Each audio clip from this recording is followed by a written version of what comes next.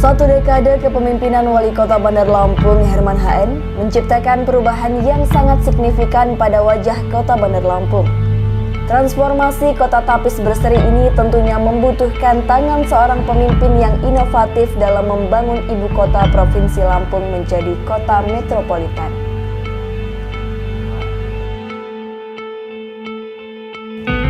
Sosok Herman HN memang dikenal dengan kebijakan-kebijakannya yang pro rakyat.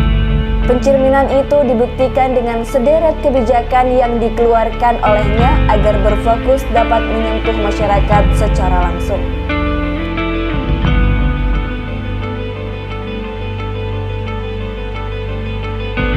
Hal itu diwujudkan dengan pembangunan sederet infrastruktur dan fasilitas umum, mulai dari flyover dan underpass, serta pembangunan pusat layanan pemerintahan, pendidikan dan kesehatan gratis, serta sejumlah kebijakan lainnya.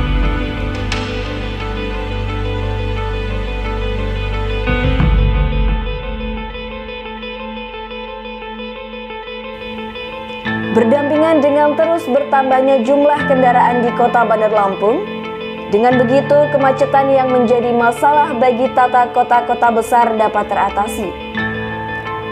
Di masa kepemimpinannya, setidaknya Herman HN telah membangun sebanyak 10 flyover dan 1 underpass, serta 1 flyover yang kini sedang dalam pengerjaan. Saya lihat di mana tempat titik-titik macet tersebut harus dibuat flyover agar masyarakat bisa lancar semua. Di bawah bisa jalan, di atas bisa jalan. Saya mulai tahun 2012 membangun flyover di Kota Bandar Lampung ini. Yang sudah saya bangun 10 flyover di Kota Bandar Lampung, di jalan-jalan yang macet-macet semua. Ada 1 sedang dikerjakan, jadi 11 flyover yang dikerjakan. Dan juga 1 underpass sudah dilaksanakan juga di depan Universitas Lampung, itu cukup baik. Di bawah jalan, di atas jalan, ini bisa mengurai kemacetan-kemacetan di Kota Bandar Lampung. Herman HN melalui program-programnya juga memperhatikan jalan-jalan di kota setempat agar selalu baik.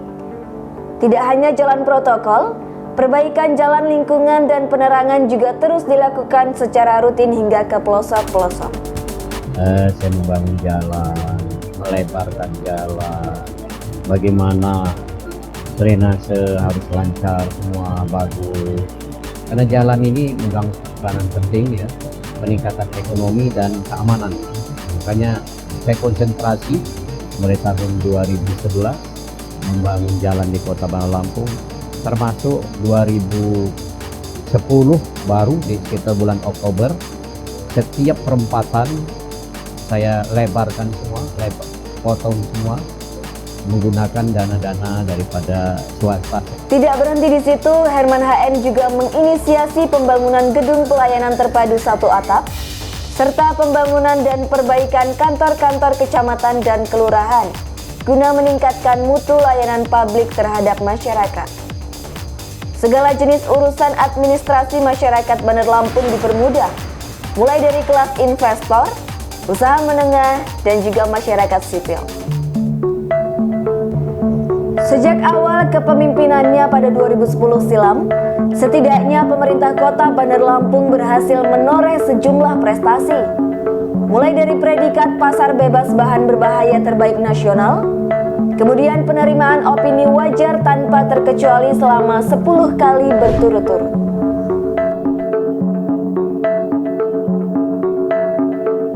Herman HN juga berhasil meraih penghargaan dari Kementerian Dalam Negeri atas keberhasilan wali kota dalam bidang pembinaan pemerintahan tahun 2019 silam. Kemudian penghargaan sebagai role model penyelenggara pelayanan publik kategori baik, serta masuknya Kota Bandar Lampung sebagai kategori kabupaten atau kota layak anak tahun 2019 dalam kategori media dan kategori pembinaan forum anak terbaik. Di bidang pendidikan, Wali Kota Herman HN membidani program Bina Lingkungan, program yang lahir dari gagasan agar semua siswa tidak mampu di Bandar Lampung mendapatkan hak di bidang pendidikan. dan semua anak harus sekolah.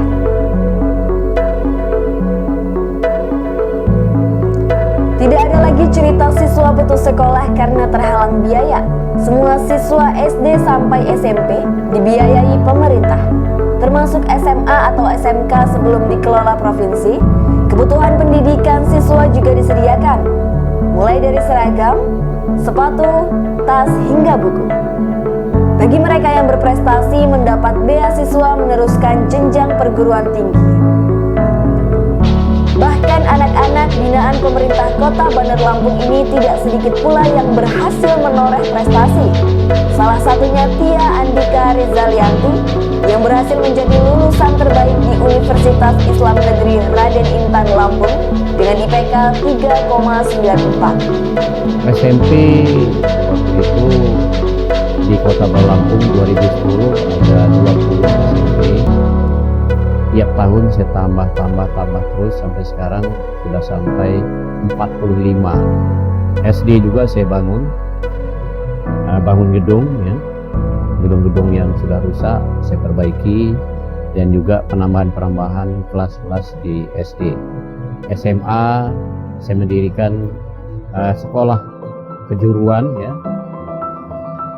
Ada 4 sekolah SMK-nya saya dirikan sebelum diserah terimakan ke provinsi.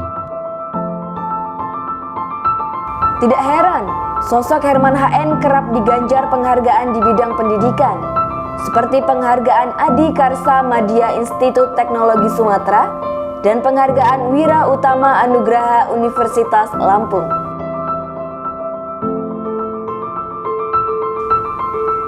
Penghargaan-penghargaan yang diterima Herman HN itu bukan semata-mata hanya kegiatan seremonial saja, namun penghargaan diberikan atas dedikasi Herman HN dalam pengembangan pendidikan di Kota Bandar Lampung, bahkan Provinsi Lampung. Perhatian itu disampaikan Herman HN melalui hibah fasilitas-fasilitas pendukung universitas, seperti Rumah Sakit Unila yang tak lama ini diresmikan, dan hibah pembangunan gedung di ITERA serta bantuan pembangunan masjid di UIN Raden Intan Lampung. Kemudian insentif dan sertifikasi gratis yang diberikan kepada guru honor yang ada di Kota Bandar Lampung.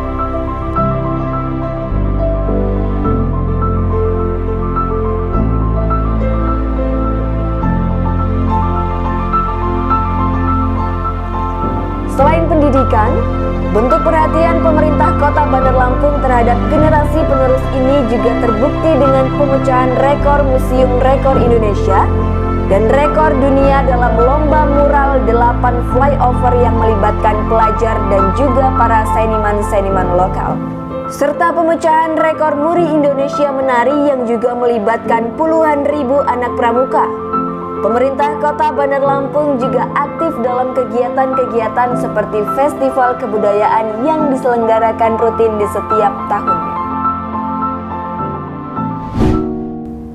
Tidak lepas dari itu, Wali Kota Herman HN juga membangun Kota Bandar Lampung untuk menjunjung nilai-nilai agamis dan budaya. Pembangunan Menara Masjid Al-Furqon diharapkan mampu menjadi ikon baru di kota bertajuk Tapis Berseri ini. Pemerintah Kota Bandar Lampung juga merenovasi ratusan masjid di kota ini sekaligus melestarikan adat dan budaya Lampung dengan membangun masjid berornamen Lampung. Herman HN juga menyisipkan program bantuan operasional bagi puluhan pesantren, insentif guru mengaji dan pengurus-pengurus musola atau masjid yang ada di Kota Bandar Lampung.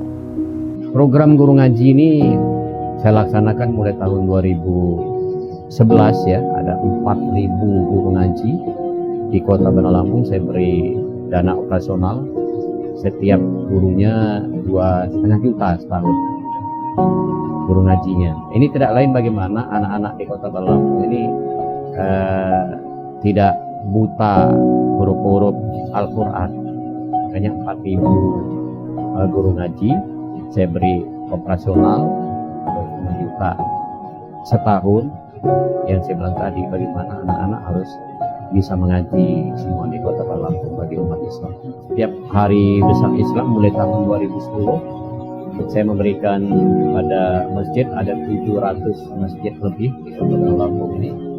Setiap masjid saya berikan 1,5 juta rupiah untuk digaungkan malam yang sama, misalnya 1 Muharram, Isra Mi'raj, Maulid Nabi, dan juga kemarin saya tambah untuk Nuzul Quran 1,5 juta. Namun kemarin karena ada permasalahan COVID belum terlaksana. Yang sudah dilaksanakan 1 Muharram, Isra Mi'raj, dan juga Maulid Nabi dilaksanakan di Kota Bandar Lampung ini. Dai cilik saya laksanakan juga setiap tahun mulai tahun 2011 sampai dari sekarang. Banyak sekali yang sudah ikut dai cilik ini. Ini tidak lain bagaimana mencetak kader-kader dai di Bandar Lampung ini. Sudah banyak juga yang ikut di Indonesia, mungkin ada 50-an ikut di Indonesia, ribuan juga. Namun belum juara pertama, tapi pernah ada yang juara 2 tingkat nasional. Karena dai cilik apa yang saya sampaikan tadi, ini mencetak kader-kader daripada kiai-kiai di Kota Lampung maupun di Provinsi Lampung. Kesigapan program-program Herman HN yang langsung menyentuh masyarakat juga dibuktikan saat pandemi COVID-19 yang juga melanda Indonesia. Pemerintah Kota Bandar Lampung langsung sigap menyalurkan bantuan ribuan ton beras kepada masyarakat. Terkait fasilitas kesehatan tidak perlu diragukan. Pasalnya sejak awal kepemimpinannya, seluruh warga Bandar Lampung dipastikan dapat berobat gratis hanya dengan menunjukkan EKTP atau kartu penduduk saja. Program kesehatan ini tidak hanya berlaku di puskesmas, namun juga di seluruh rumah sakit swasta yang ada di Kota Bandar Lampung. Layanan kesehatan ini juga didukung dengan dibangunnya serta pengembangan pusat layanan kesehatan.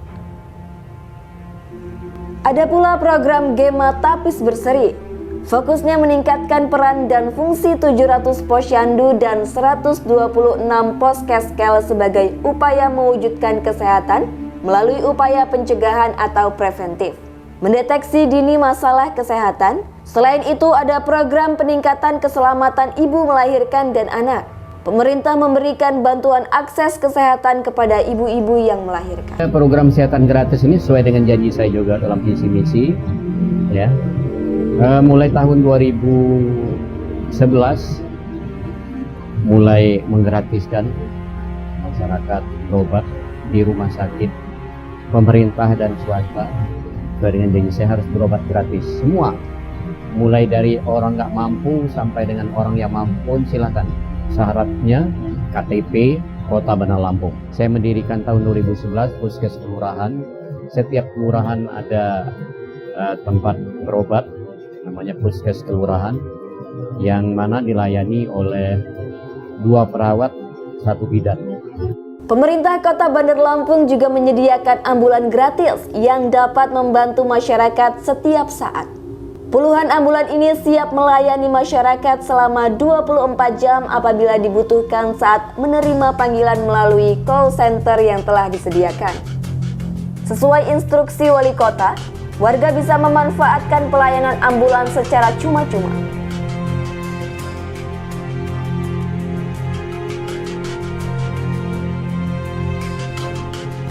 Kepedulian sosial Herman HN juga dibuktikan dengan program santunan yang diberikan kepada keluarga yang ditinggalkan atau ahli waris sebesar 1 juta rupiah. Kemudian bantuan santunan yang diberikan kepada korban kebakaran maupun bencana alam. Bahkan bantuan-bantuan itu juga dikucurkan melalui kantong pribadinya. Beritahukan kepada masyarakat nanti kalau saya jadi wali kota, saya akan melaksanakan rumah-rumah orang yang belum mampu akan saya perbaiki.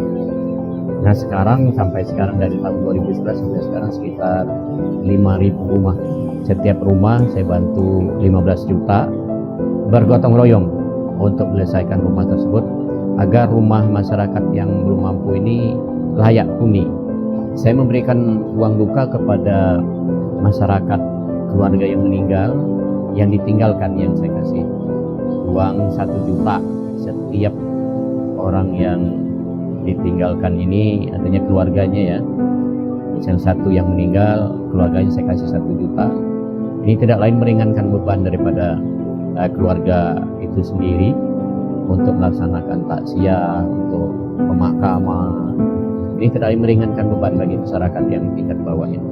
Kemudian untuk menjaga keamanan dan ketentraman di lingkungan, Wali Kota 2 periode itu juga mengucurkan insentif bagi RT dan kepala lingkungan sebesar 1,5 juta per bulan. Kemudian Babinsa dan Babin Kamtipnas sebesar 2 juta per bulan. Selain itu, insentif sebesar 500.000 juga diberikan kepada Linmas. Tujuan saya membantu daripada aparat kepolisian, TNI, Angkatan Laut juga, Angkatan Udara juga di Kota Balam, tidak lain bagaimana pelayanan kepada masyarakat lebih nyaman dan aman ya, lebih baik. Saya membantu Polda Lampung, saya berikan tanah 6.500 meter dan juga saya memberikan bangunan kepada Polda Lampung 3 bangunan, 1 bangunan 4 lantai. Jadi 3 bangunan itu 4 lantai sudah selesai semua. Ini tidak lain bagaimana Polda bisa melayani masyarakat lebih baik lagi. Ini juga saya membantu Polres Kota Bandar Lampung juga 4 lantai, ya cukup baik ya. Mungkin di tingkat Sumatera mungkin terbaik Polresnya, karena benar-benar Polresnya bagus, kita bangun 4 lantai. Juga Kodim saya bangun juga 3 lantai, bagus juga. Kantor SPM juga saya bangun 3 lantai. Angkatan Laut dan Lanal juga saya bangun juga 3 lantai, sudah selesai semua. Korem juga saya bangun ada 3 gedung. Namun dari pencapaian itu tentunya tidak luput dari pendapatan asli daerah. Di kepemimpinannya, PAD yang sebelumnya hanya 84 miliar melonjak drastis di tahun 2013, yakni sebesar 376,5 miliar rupiah. Bahkan kini PAD Bandar Lampung telah menyentuh angka 1,2 triliun per tahunnya. Rahasianya terletak pada strategi keuangan yang dipelajari Herman sejak menjabat sebagai aparatur sipil negara di Biro Keuangan Provinsi Lampung. Sektor yang menjadi pendukung PAD Bandar Lampung adalah pariwisata. Kehidupan daripada kabupaten kota ini adalah dari PAD-nya. Ya. PAD-nya harus kita dorong lebih meningkat tiap tahunnya. 2010 PAD Kota Bandar Lampung ini baru 85 miliar, sekarang 1,2 triliun pendapatan asli daerah Kota Bandar Lampung. Ini tidak lain dibantu dengan apa yang disampaikan tadi, perizinan-perizinan dipermudah agar investasi di Kota Bandar Lampung seperti hotel, restoran, dan lain-lainnya, tempat hiburan akan lebih meningkat lagi pendapatan asli daerahnya. Itulah perjalanan Kota Bandar Lampung di bawah kepemimpinan Herman HN. Semoga kelak pada kepemimpinan wali kota dan wakil wali kota selanjutnya mampu membangun Kota Bandar Lampung menjadi lebih baik, maju dan lebih mensejahterakan rakyat.